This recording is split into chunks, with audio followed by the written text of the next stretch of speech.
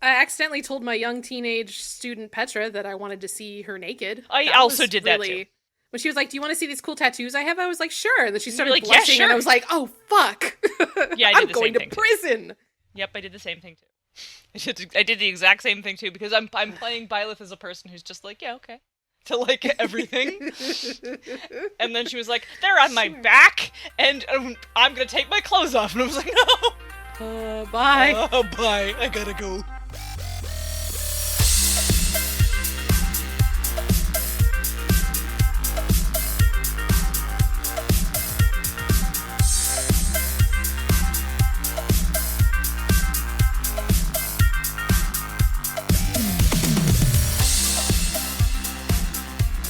This is bonus experience. This is a podcast. We're a podcast with... Is someone singing in the background? No, I think you just are hearing Julia talking downstairs. Hang on. Oh, okay. We're a podcast with a deeper look at the play experience and the finer details of running and writing games. Okay, I'm back. We are queer women speaking with authority about games and Yep. romancing Edelgard. Yeah. Yes, we swear. Die Mad mad about about it. It wasn't as loud of a burp as I was expecting. I'm Monica, That resident. sounded like a problem. Mm, Are it you was okay? No, it was just like one of those burps that doesn't come out the whole way, and so it's just a weird like gas in the back of your throat. I'm yeah. Monica, internalizer of burps, industry professional, trying to recover from some emotional burnout. Oh, damn Who it. are you? You've cursed me. I'm Ray. I'm sorry. Oh, can you hear the thunder? Because it's storming here. Ooh, we had some crazy storms. We had some really intense storms the last couple nights, which my dog did not appreciate. I'm sure my he young did. my young retriever does not like the lightning, and he doesn't like having to poop in the rain. He wouldn't go outside to poop until I put on my shoes and my coat and went out there with him. He needed moral support. I would also not want to shit outside in a thunderstorm. Yeah, I can't say I blame him. I cannot say I blame him. Where was I? I'm Ray, Yeah, hi. industry unprofessional. I played Blue Lions first, and I married Sedith, and I'm not ashamed. I'm not asking for I'm not asking for your pity, because I don't need any. All right? I married a buff, mature man I with his didn't, own fucking dragon. I didn't pity you. I just was like, I need to be gay. I And, needed to be gay. I understand that. And I was almost gay for Mercedes, but, Sedith has, like, a job, and I really adore Flayn. I wanted to have Flayn in my life, so, this is our 101 series, or beginner set of topics. We're gonna dial back the super technical aspects of this show and try to help out some newbies. Listen If to you're that not thunder, new, man. let's have some fun. Yeah. It's gonna be all dramatic in here. If you're not new, this will probably not be useful to you. Marcus, I'm carrying your child. Thunder. You can go ahead and skip the next 3 episodes. Go back and listen to your favorite episode 3 times instead. Yeah. Do they bring a weird energy to it? Did a little bit. Who's Marcus? Anyway, What's today's topic? today's 101 topic is table safety. Margaret, insert a clip long enough to not be a copyright violation of the safety dance. Yeah, Margaret's all over that shit. Okay, and if they She's don't got dance, it. they ain't no friends of mine. We're gonna go over basic tools to make your game more comfortable and how to play with heavier topics while minimizing damage. Which really sounds like we're talking about Fire Emblem right there, too. How to mitigate the damage by tanking it with safety tools. All of these kids are traumatized. How to not traumatize your players. Oh my god, all these kids are so traumatized. I didn't know it going into it. I started reading all their profiles, and every one of them was like, brother died, parents died, sister died, parents died. It's like, what happened to you kids? War happened. Yeah, war is hell. Monica, what's a safety tool? A safety tool is something that you can use to help avoid troublesome or problematic content from surprising people in your games and ruining their good time. Is that a good definition, you That's think? right. I think it's a really good definition. All right, thanks. Safety tools have been coming up a lot in different gaming circles, and it's I'm really excited that we could talk about it for a 101 series to suggest that this is really basic and something that everyone should know about. Yeah. Safety tools can be complex. They can be something like, the whole diagrams that people have to point to on the table. They could be lines and veils where you categorize things during the game creation, or they could be as simple as just like pausing in the middle of the game and checking in with everyone real quick to see how they're feeling.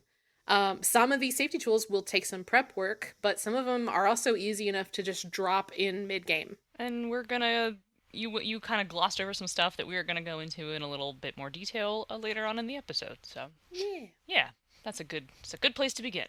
Ray, Yes, Monica. who are safety tools for? Safety tools are for everyone. They're for everyone. We're not just talking about the most vulnerable of us, although safety tools are definitely good to use for, us trauma survivors. But safety tools are for everyone who can conceive of something that could possibly make a game less fun for them. We've talked about it briefly before, but something that could make a game less fun can be literally anything. It can be triggers that bring back, feelings of past trauma or brings up your PTSD. It can be common phobias like spiders or clowns. It can be rare phobias like vomiting. It can be completely unrecognized phobias like pots of cooked rice.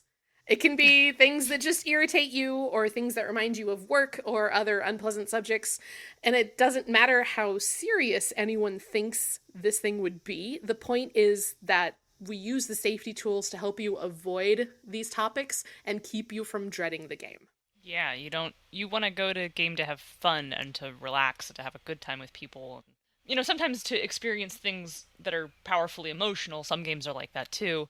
But then you want to keep that cathartic release in the lane it's supposed to be in and not spilling over into things that are going to cause more harm than good. Right, exactly. And if you're playing in a game like say you're playing in a Vampire 5th Edition game, there's some pretty heavy topics in there. You obviously are interested in exploring, the tense relationship between, being a beast and being a human. That doesn't mean that you are required to interact with content that straight up upsets you or ruins your night or gives you nightmares. I've been in games where this has happened. It would have been great to have safety tools in place. But the reason they weren't in place is because I've been in groups who have this idea that they have some strong social contract in place already and they didn't need to bother with these tools. So, question is, yes, why even use the safety tools? I don't know, man. Why do anything safely at all? I mean, I'm kidding, yeah, of course, fuck it. but Why, yeah, fuck it. Why? Seatbelt. Seatbelts are for babies. Yeah, don't wear a helmet when you're on a bike. God, I don't why need protect brains. I'm never gonna die. I'm too handsome.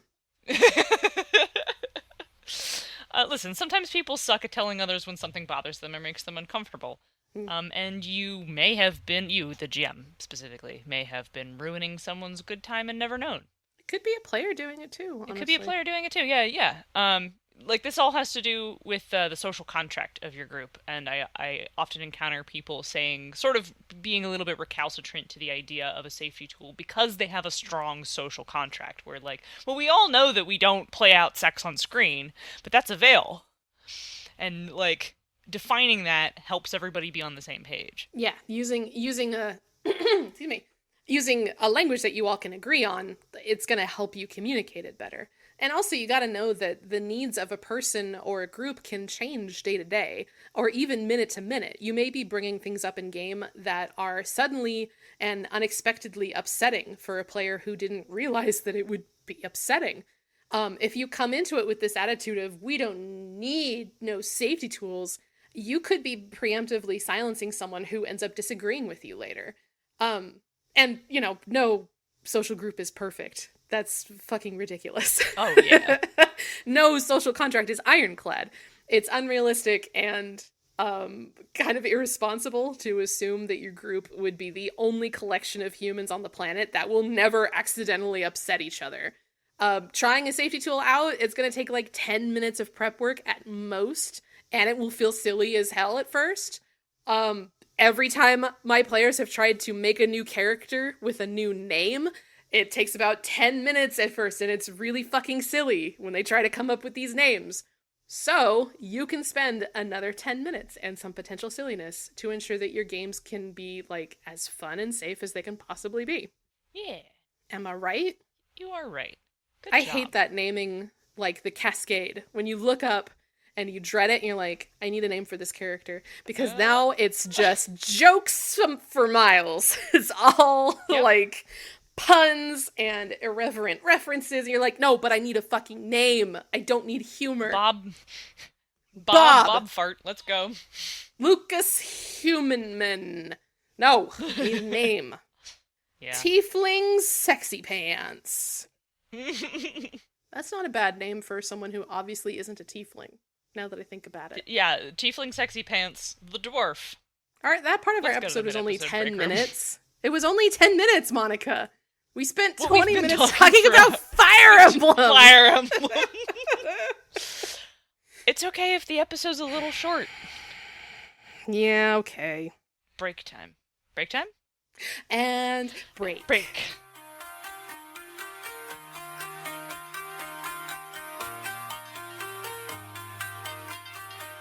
She makes less noise than Henry does.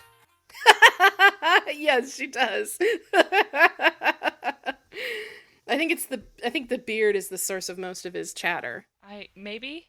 If he removed the beard, I think not only would his power wane. Right, he'd rustle less. But he would wrestle less. 90% of the words you think he's speaking, it's actually the sound of the breeze through his beard. It's like a pop filter for his face. It's very good. Thanks. BXP and the mid-episode break room are brought to you by the Misdirected Mark Network. Ding! Yay! I was hoping you'd do that. Hey, you should become a BXP patron. Just $3 a month will get you 2 mini episodes of bonus content every month and an actual play. And we have a Discord. You should come hang out. Patrons get access to a special chat room and a cool display color, and sometimes we record things live. Yeah, when we have enough time to plan ahead of it, we do live audience recordings where you guys can like chill out in the voice break room and listen to us completely fuck up our lines. Yeah, and you can listen to things like that Julia thing that just happened that you certainly didn't hear because Margaret edited it out for the version released to the public. Yeah, you would have been able to hear that, but now you can't hear me telling you about how you would have been able to hear it because I edited all this out. I mean, Margaret edited all this out. So much work for Margaret. Oh, dang. Huh? Thunder? Did you not hear that? Oh, shit. Yeah. Anyway, MMP has a forum now. We got a forum. Yeah. Go sign up and post dumb things to the BXP subforum, which I don't think either of us are currently checking, but hey. No, that's fine. Yeah. Margaret's up on it, I'm sure. I'm sure. She made an account. She used our official email to do so. She fucking snatched up the official email, so we can't use that to sign up. Yeah, we had to sign up with our own personal emails. So we were both on there. Margaret is on there. Ask her questions if you want. Maybe she'll answer. And in the near future, it looks like we're looking at a launch date of September. We're still working out the details, but you can look forward to streaming coming from MMP. You can expect all kinds of new shows on the MMP channel. But most importantly, because you're listening to this show, there will be a BXP stream with a colleague of ours and friend of the show, Danielle Lozon, who will be running our games for us. Yeah! Yeah! Yeah! We're really excited, and we're right now working on a roster of guests who will be in and out. You can probably expect sort of a rotating door of people in the cast, but Danielle wants to run for us, so she will be the person who is like the GM, the fixed person, and I'll be in it sometimes, Ray will be in it sometimes, and we're gonna have a whole bunch of different people in and out. Yeah, I'd like to be in it more often than not, though, honestly. I don't get a chance to play as much as I've been running. So would I, but I know how our schedules go, and there will definitely be times when we're both too busy to be Yeah, there will be, like, special guest stars, or people pretending to be me, or whatever. Yeah, maybe Margaret will be on it at some point. Maybe it'll be Margaret, yeah. Maybe. So you can look forward to that thunderclap. That'll be on Twitch, by the way. Yes, that'll be on Twitch. That'll be on Twitch, too. BXP ByCon's coming soon. Oh, God. I can't believe we're going with that. Is everyone going to be bi? Like, is that a requirement? I hope so. That's sort of the goal. Yeah. All right, That's sort of the idea. I think a lot of our guest crew so far are bisexuals of some persuasion. Okay. Or pansexuals, that's fine too. We'll take what that. about bi-romantic? The ByCons is a pun. I just wanted to make that pun. What if pun. you're ace and bi? That's fine. Yeah, because that's bi, right? Yeah, all right, cool. Yeah, right, yeah, sure. It's the umbrella. ByCons is just a joke. It's just a joke. Anyway, If Anyway, you love BXP, Monica, what else should they be listening to on Misdirected Mark? they should be listening to The Lounge. Doc finds the best, brightest, and most fun game designers and sits down to have a cool chat with them. You never know what conversation is going to come up in The Lounge. We were in The Lounge. We were. We took over the lounge We briefly. did. I had a great time, honestly. Doc's cool as hell. Yeah, we should have him on our show for when we do the episode on comedy. Yeah, that'd be great. What a great idea. You're so Yeah, smart. I met him in person at QCC and gave him a big ol' hug. Oh, yeah? How was Yeah, it? it was the hug or QCC. The hug. It was great. We're both pretty good at hugging, so when Oh. two people who are pretty good at hugging hug, it's like a really good hug. Anyway, There's like a hug singularity. Yeah. yeah, All right, cool. Yeah. Well, that was, short and sweet and to the point. And yeah. We're kind of on topic tonight, which is weird for us, but let's carry on. it happens. Sometimes our ADHD like aligns and we just fucking knock it out of the park. Listen, we got it all out earlier Yes, because we the talked first about 20 Fire minutes. Emblem for 20 Talking minutes. about who we married in Fire Emblem. What's up, homies? It's that time of the month where okay, it's not that time of the month. It's the other time of the month where I get to read off the names of our very generous friends and patrons. And here I go. That's the thing I'm going to do now. So thank you very much to Joe Ammon, Jonathan Gratch, Charles Lines, Sean Ivy, John S., Lawrence Hawkins, Joshua Hillerup, Chase Ferrario, Justin Mabry, Zach Norwig, Terry Robinson, Will Hammerand, Henry Bangsberg, Meep Salon, Craig Schmitty, Rob Abrazado, Spider Perry, J.D. Tuttle, and Michael Phillips. There's some new people there. There's some old people there. To all the people there, thank you so much. And now back to our show.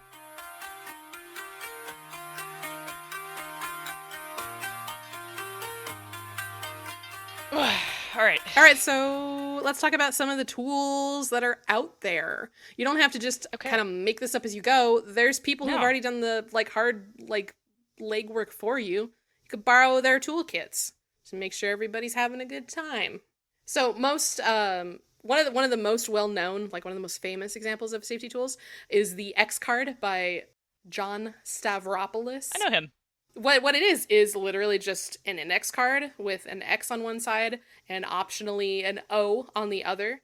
Players and facilitators can tap or raise the card X side up if the current events of the game need to be edited in some way. Or they can use the O side to indicate that they like what's going on and would like to see more of it. Okay. Pretty simple. Yeah. I have not ever seen the version with the O on the other side. Oh, no? No, I haven't. I've only ever seen the no button. I like the version with the O on the other side. I like hearing about that makes me feel like we've only the thing that got popular is half the concept. But anyway, I find the X card in the just a veto button kind of disruptive, and a little bit more of a band-aid over a problem than a preventative measure. But I'm really thrilled that the idea has become mainstream, and it's so that at least the veto button that you can smack and make people stop is so mainstream that they provide them almost officially at D&D Adventurers League events. Yeah, it's kind of become like the gateway to safety tools, which is awesome. Yeah.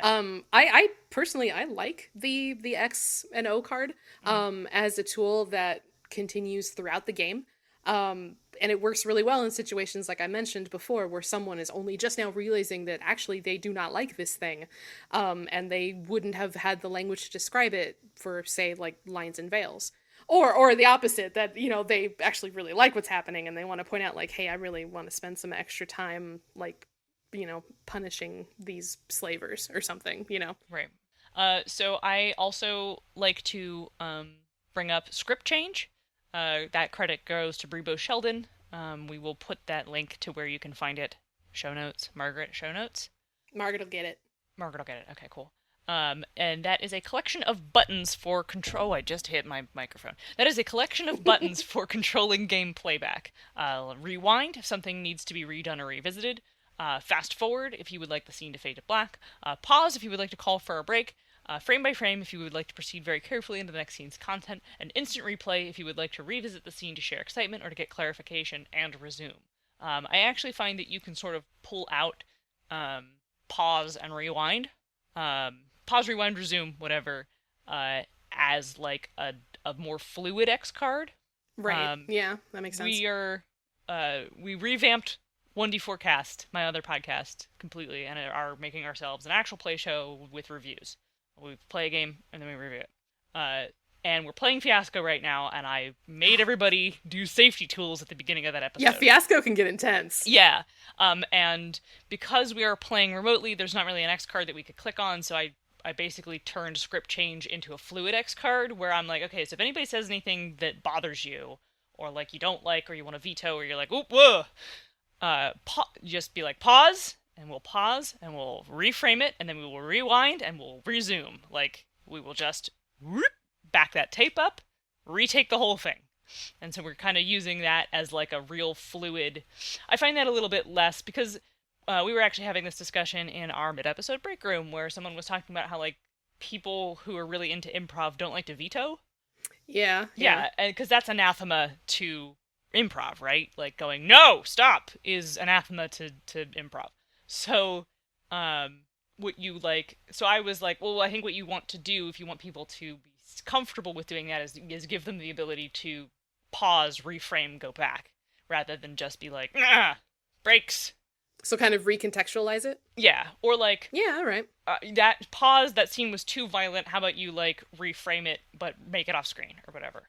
I mean, I gotta say that some things are like veto level. Like if we're going into a game and I thought everything was going to be cool and suddenly like this orc raiding party is like carrying women off to be raped, it's like, okay, hang on a sec, X card, like Right. hard pass on that. There's more, or if it's like literally about to happen to like a player, Right, then it's or, like, okay, no, like big time, no, big so, time veto that. yeah, you big time, but see, with the same thing, you can be like, pause, a big time veto on the implied sexual assault. How about we retake it, and if you want to reframe that scene, the orcs are carrying away food. Mm-hmm. Yeah. Right? Like, All right. you can reframe that and have the, like, oh, they've raided something, and not have it be harmful. Well, there's nothing that says you can't do that with X card. It's not like X card is like cut that out entirely and don't bother patching it. It's just, hey, this thing that's happening right now, I have an issue with it. It's basically just like a penalty flag. Yeah, like, well, like hang on a second, let's think revisit this. sort of the way it's presented, at least, like, even in the things that they put on the tables at, like, D&D Adventurers League, is more like a hard stop. And it doesn't really give you direction for backing it up. So I kind of like the idea of taking rewind from script change and marrying it to the X card as explicit permission that once you penalty flag that content, you also explicitly have permission to back up and redo it. Yeah, okay. Yeah. I hadn't heard of script change until you mentioned it here. And I mean, for all that I'm like pushing back on it, I really like the idea. I like the idea of like getting granular with this, and especially with a setting like Fiasco, which is already like deeply rooted in cinematic, like, you know, Coen Brothers level shit. I think that having like DVD controls on your game is kind of a cool concept, but maybe you can tell me if this doesn't get disruptive, or if people have trouble remembering like the different tools and their functions when you use these in your games. Mm-hmm. Does anyone like forget like, oh right, there's a fast forward, or what does frame by frame do again, or is it never really an issue? Yeah. I've never tried using the full suite either. Just the like backup and retake thing, and we only have gotten through the setup of the story in Fiasco, so we haven't really gotten to anything that's gonna get weird and fucked up yet. All right, I'll like ask you about it later. Then. Yeah. I'll report in. Okay. Also, I saw that Vincent Baker was like a big fan of script change, as credited on Brie, Beau, Sheldon's website. So I was like, oh shit, Vincent Baker is like big man on campus for the BXP production team. Where are we? Next one. Yeah. The next one is OK Check-In. Apparently this began in LARPing communities. Way to do your research, Ray. I didn't do that. I just was like, no, here's things that exist. No, because you just called it check-in, and I was like, oh, what is? And it took me a little bit, and then I found like a list of LARP specific safety tools, and it had OK Check-In on there, and I realized that I had seen it before because I've done like 2 or 3 LARPs in my time. Oh, okay. This was on the tables at QCC. and it was just labeled check-in, but maybe that was just someone misprinting it or whatever. Or they could just have cribbed it from like, oh, we did this in LARP. Let's see if we can make it work on the table. Yeah. So a player or the GM can hold up the OK sign at their chest at any point in game to ask how everyone is doing. Players give a thumbs up, an wavy hand, or a thumbs down. Anything outside of unanimous thumbs up or thumbs down calls for a quick break. Is that how you used it when you were using check-in? I didn't use check-in, but it was available as like, here's a thing you can do, and that was how it was explained. Basically, all right, cool. It wasn't all non-verbal cues. It was just like they had the pictures of like how to help people, express themselves with the hand gestures. But like it was encouraging you to pause and check in, and then people say, "I'm good. I'm not okay. I'm bad." Right. And this is another like kind of like the X card. This is kind of like an introductory safety tool. Really quick, really easy to explain, really easy to drop into your game. But it is sort of vague, and it is kind of dependent on someone like intentionally stopping and going, how's everyone feeling, as opposed to giving agency to the people who aren't feeling as great. Although I guess they could be the one to like initiate the check-in. But if you have players who are still resistant to trying out safety tools, this might be a really good way to introduce them to the concept. LARPing hand signals. I only played like I said, like 2 or 3 LARPs. I still use certain LARP hand signals when I'm playing at the table. Like I still cross my fingers and hold them up by my face to indicate that I'm about to go out of character, which nobody at tables does. Every time I do it at a table and they see me like holding up my crossed fingers, they're like, what are you doing? It's like, oh, I'm out of character, because I just don't even think about it. Yes. My friends who have done LARP indicate like had the OOC indication by you make a closed fist and you put it on your head. Yep. Yeah. Or if you're like just passing through a scene and you're supposed to like technically not be there, you like cover your eyes a little bit and keep your head down. Fucking I seriously, I played like 1 or 2 sessions of a changeling LARP and 1 or 2 sessions of a werewolf LARP, and that's it. And those things are still like hard coded into my body. Yeah. Someone introduced the whole fist on head out of character thing, and so that has become a thing in our particular gaming group. It's so fucking handy. Yeah. Well, like, that also really helps if you're not really differentiating a voice or whatever to frame your question. Yeah. Also, sometimes I have a tendency to say funny things that I'm not actually saying in my character voice because it's funny. Yep. And then the GM will be like, are you saying that? And I'm like, no, it was a joke. No, man, I had my hand on my head. Clearly out of character. Yep.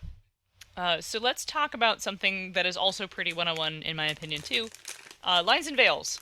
Hang on, let me talk about these choco shrooms I'm about to shove into my mouth. Why you gotta do me dirty like this? It's part of the joy of working with me. Alright, tell me about lines and veils. Okay. Before every game, everyone agrees on lines that will not be crossed, as in this content will not be appearing in the game. And content that will be veiled, as in it exists but won't be interacted with as part of the game. A line is often big things like no sexual assault, no rape, no torture, no harm to pet animals. I mean, they could also be just something that's we're coming up with these are big broad concepts, but it could also be someone's like I said, someone's just really afraid of someone's really afraid of clowns. Like one of my lines is there can't be no clowns or mimes. It's like, all right, cool, that probably won't come up, but here you go. It's a line. You know what I mean? Yeah. No harm to children. No spiders. One of my big ones is no harm to pets. It's not like a big trauma thing. I just really don't like it. Please don't do it. Yeah. Like that's one of my lines. Yep. The most common veil is no sex on screen. Yeah, I can see that for certain groups. For other groups, I might be like, it's fine, whatever, we're comfortable here. But that could be one of those things. I've never had a group who felt really comfortable delving into erotic roleplay face to face. Yes, that is. Yes, I was thinking solely of online games. If it were a face-to-face game, that would be completely different. Yeah, like a vast majority of my gaming experience, I did do a lot online. Like I would definitely play in a text-based online game that was erotic. That would be fine with me. I would be I would. very shy, and I don't think I could follow through with it. But yeah, sure. We I could mean, cyber, I whatever. also feel like I would get cold feet unless I was really playing with some people who I was comfortable with, and we were playing real safely. But like that would have to be text based and have to be online because I don't think I could look directly in the face of a friend who I am not sexually attracted to and be like, "I touch your soft breasts" or whatever. You know, I don't think I could handle that. It would I that would be too much for me. I touch So your boobie, and it's good. You um, make the good noise. mm, And I say, that is was. that good? But like, I'm not opposed to characters in RPGs getting laid. Like, Yeah, I mean, it's gonna have happen. right? Yeah, like lots of games where that's At least in my encouraged, game, so. nonetheless. I think Apocalypse romance World has ones. sex moves. I mean, Yeah, yeah. So like that's one of the things that that is often part of the social contract that we don't often recognize as a veil, but should just be put out there as a veil. yeah, Um, yeah. yeah, that's And one of the and things some I was. people, for some people, certain levels of violence, like once it reaches a Oh certain part, it's yes, like we need to veil it at this point. yep.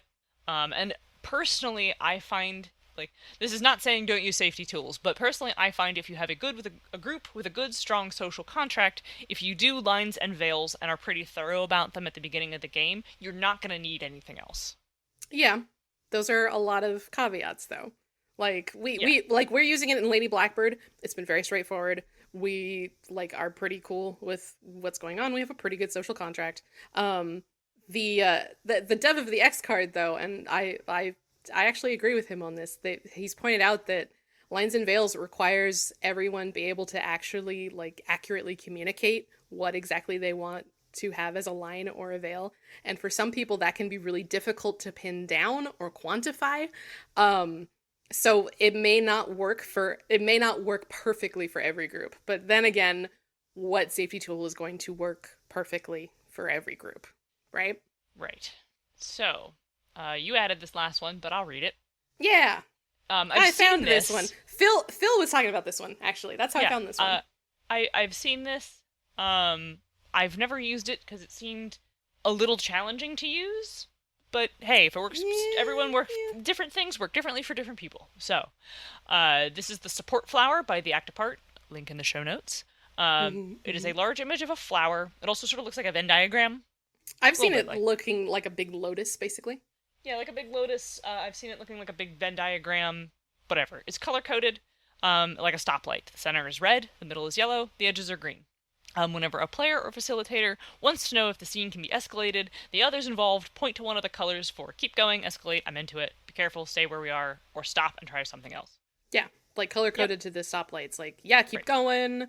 We can make this rougher. I'm really into what's happening. All the way up to like hold your horses, slow down, and then into stop. We need to reframe this. Um, like I said, I saw like Phil talking about this, and that's how I found out about it. I like the visual. It's nice, and the printout is like nice and big, which is one of the things I had with the X card. Is like, do I give everyone their own X card? Are they supposed to use just this one card in the middle of the table? The support flower is huge, so everyone has like access to it, and they can point to the parts of it. Um, but that might get in the way of game materials. I don't know. It looks all like new and arcane to me. It's kind of like a very pretty, kind of like a pretty scene change, I guess. Mm. like, yeah, I'm not sure. I haven't used this one. I haven't seen it. I just saw people talking about it. It's like, oh, this exists. Try this out. You might like this one. Yeah. Yeah, that's Try it. try out any of these. Figure out what works for Yeah, you. give them a shot. Like I said, just a couple of minutes and maybe a little bit of silliness, and then you're out of it. Monica, Yes. how do you add safety tools to your games?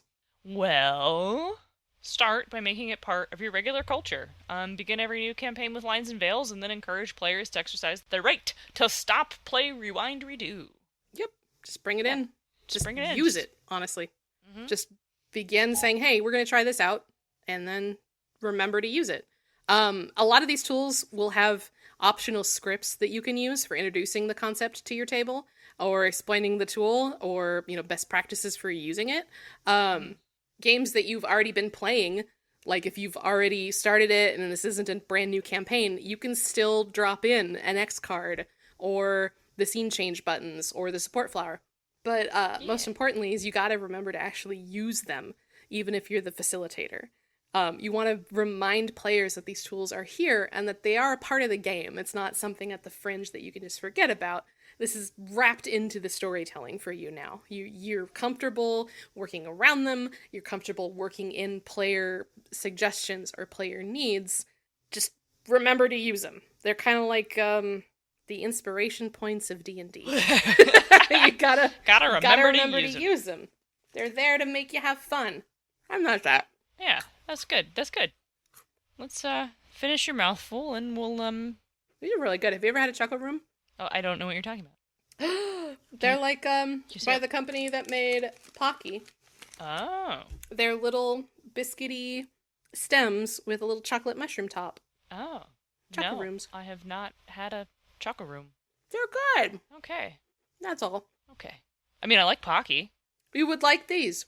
They're at Costco. Chocolate-covered biscuit sticks. Yes, chocolate-covered biscuit sticks. Delicious. Monica. Yeah. Why do doves cry?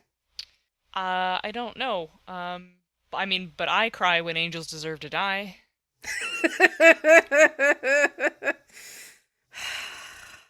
I'm very proud of you. Thank you. Where can they find our show? Maybe they can find more of this good stuff at bxpcast.com, part of the Misdirected Mark Network. Bing! Where could they email us? They can shoot us an email telling me how disappointed they are with that joke I just made. I don't know why. That was brilliant. At bonusexpcast@gmail.com. And Twitter. Are we on Twitter? We are on Twitter. You can slide into our DMs on Twitter by contacting at bonusexpcast. The word sex is in there. Yes, it's Bonu Sex Pcast. Yep. The day I discovered that is a shining beacon of the last 12 months. What about you? Are you on Twitter? I'm on Twitter. I am now starting to say things on Twitter, but my Twitter... You've been active. I have been. And not just retweeting angry political tweets, which is what I was doing a lot of previously. Now... like sharing opinions and stuff. Now it's sharing opinions, because I took Facebook off my phone. And Good. Sharing... Yeah. It's sharing opinions, and it's sharing Seven Blades in Black fan art, because I'm a member of a fandom that doesn't exist, and Fire Emblem Three Houses fan art, and occasionally... Blythelith? How do you... Edolith? Edolith is the thing that people are calling it, and that's the best one. Edolith. Of course. Yeah. Of course. Yeah. I will have a mighty Twitter. imperial wife. Anyway. I'm on Twitter, not that anyone asked. Yeah, and I just talked about all the things I retweet, didn't drop my handle, which is at Zenith Sun. What about you? Oh, sorry. You were talking about Edelgard. I realized that I'd opened a can of worms, and I was like, oh, jeez. I'm on Twitter. I'm Ray_Cole. Cool. I've also been tweeting a lot about Fire Emblem. That's about it. Speaking of Fire Emblem, I gotta go. Okay, I'm bookmarked. I gotta get my lesson plan sorted out. Right, I'm bookmarked in the middle of a mission, so I need to go finish it. Everybody get out! Alright, let's go. We got a Fire Emblem to do. Got some emblems to fire. Gotta fire those emblems. Yeah! I think the Fire Emblem was the... I think the real... Flames, which you might also know as the Fire Emblem. When I started playing, Gary was like, oh, Fire Emblem. What if you were the Fire Emblem the whole time? And I was like, ha ha ha. And then like 2 days later, I came in like, baby, you're never gonna believe this. But I am, in fact, the Fire Emblem. I am the Fire Emblem. Change it if you want to. Change it if you want to.